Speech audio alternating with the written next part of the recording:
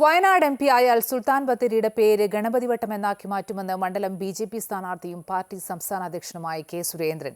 ടിപ്പു സുൽത്താന്റെ അധിനിവേശത്തിന്റെ ഓർമ്മയിലാണ് ഇന്ന് സുൽത്താൻ ബത്തേരി അറിയപ്പെടുന്നതെന്നും പേരുമാറ്റം അനിവാര്യമെന്നും സുരേന്ദ്രൻ പറഞ്ഞു. പേര് മാറ്റാനുള്ള ബി.ജെ.പി നീക്കം രാഷ്ട്രീയ വിവാദത്തിനാണ് ഇടയാക്കുന്നത്.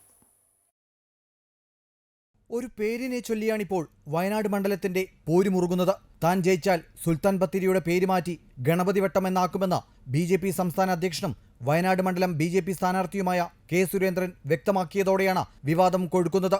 വൈദേശിക ആധിപത്യത്തിന്റെ ഭാഗമായാണ് സുൽത്താൻ ബത്തേരി എന്ന പേര് വന്നതെന്നും സുൽത്താൻ ബത്തേരി അല്ല, അത് ഗണപതിവട്ടമാണെന്ന് ആർക്കാണ് അറിയാത്തതെന്നും കെ സുരേന്ദ്രൻ ചോദിച്ചു.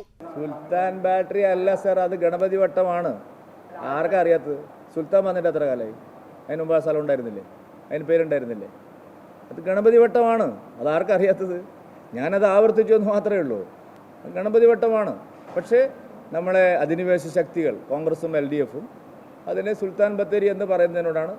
എന്തിനാണ് ഒരു അക്രമിയായിട്ടുള്ള ഒരാളുടെ ഇവിടെ എത്രയോ മതപരിവർത്തനം, ക്ഷേത്രധ്വംസനങ്ങൾ, പടയോട്ടങ്ങൾ നടത്തിയ ഒരാളുടെ പേരിൽ എത്രയും നല്ലൊരു സ്ഥലം അറിയപ്പെടുന്നതെന്നുള്ള ചോദ്യമാണ് ഞാൻ ചോദിച്ചത്. നിങ്ങൾക്ക് വല്ല വിഷമമുണ്ടോ? ഞങ്ങൾ അതിനെ ഗണപതിവട്ടം എന്നാണ് വിളിക്കുന്നത്. കോൺഗ്രസിനും LDFിനും അതിനെ സുൽത്താൻ ബത്തേരി എന്ന് പറയുന്നതിനാണ് താല്പര്യമെന്നും സുരേന്ദ്രൻ വ്യക്തമാക്കുമ്പോൾ പേരുമാറ്റത്തെ നിശിതമായി വിമർശിക്കുകയാണ് UDFും LDFും. അമൃത ന്യൂസ്, കോഴിക്കോട്.